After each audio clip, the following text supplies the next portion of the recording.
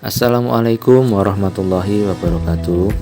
Ketemu lagi bersama saya Muhammad Yusada Imanullah, peserta Latsar CPNS 2021 Angkatan 26 Kelompok 3 PPSDM Regional Yogyakarta. Pada video kali ini, saya akan mencoba memaparkan video tentang analisis kasus nasionalisme. Dan mari kita lihat videonya. Sebanyak 5 pegawai negeri sipil dan 2 pegawai tidak tetap di lingkungan Pemkab Pasir yang terjerat kasus tindak pidana peredaran dan penyalahgunaan narkotika dalam kurun waktu Januari hingga Mei 2021 ditangani BKPSDM Kabupaten Pasir.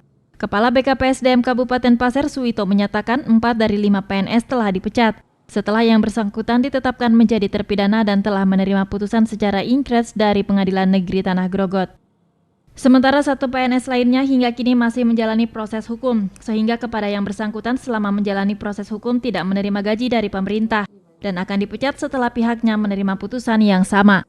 Namun Suwito menjelaskan terkait PTT yang terjerat kasus narkoba bukan menjadi ranah pihaknya, melainkan pemecatan dapat dilakukan oleh kepala OPD tempat yang bersangkutan dipekerjakan. Pihaknya menjamin siapa saja di kalangan PNS maupun PTT yang terjerat kasus narkoba akan mendapat ganjaran yang sama, berupa tidak menerima gaji selama proses hukum berlangsung ditambah pemecatan setelah pihaknya menerima putusan. Narkotika dan bahan berbahaya atau narkoba, serta zat aditif atau psikotropika dapat menyebabkan efek serta dampak negatif bagi pemakainya. Dampak yang negatif itu sudah pasti merugikan dan sangat buruk efeknya bagi kesehatan mental dan fisik.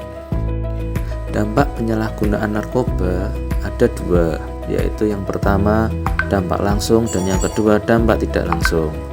Dampak langsung penyalahgunaan narkoba terhadap tubuh manusia antara lain berupa gangguan pada jantung, otak, tulang, pembuluh darah, endokrin, kulit, sistem saraf, paru-paru, sistem pencernaan, dan juga dapat terinfeksi penyakit menular berbahaya seperti HIV/AIDS, hepatitis, herpes, TBC, dan lain sebagainya. Sedangkan dampak langsung bagi kejiwaan antara lain bisa menyebabkan depresi mental, gangguan jiwa berat atau psikotik, bunuh diri, hingga melakukan tindakan kejahatan, kekerasan, dan pengerusakan. Sedangkan dampak tidak langsung penyalahgunaan narkoba antara lain akan banyak uang yang dibutuhkan untuk menyembuhkan dan perawatan kesehatan pecandu jika tubuhnya rusak digerogoti zat beracun. Belum lagi dikucilkan dalam masyarakat dan pergaulan orang baik. Selain itu, biasanya tukang candu narkoba akan bersikap antisosial. Keluarga juga akan menanggung malu karena punya anggota keluarga yang memakai zat terlarang. Kemudian, kesempatan belajar hilang dan mungkin dapat dikeluarkan dari sekolah atau perguruan tinggi alias drop out. Bisa juga tidak dipercaya lagi oleh orang lain karena umumnya pecandu narkoba akan gemar berbohong dan melakukan tindak kriminal.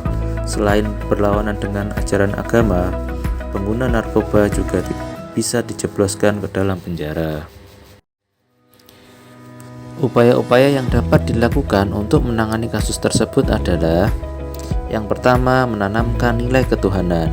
Yang kedua, menanamkan nilai kemanusiaan. Yang ketiga, memberikan pendidikan karakter. Dan yang keempat adalah memberikan edukasi dan rehabilitasi. Demikianlah video tentang analisis kasus akuntabilitas yang saya sampaikan. Sampai ketemu di video berikutnya. Wassalamualaikum warahmatullahi wabarakatuh.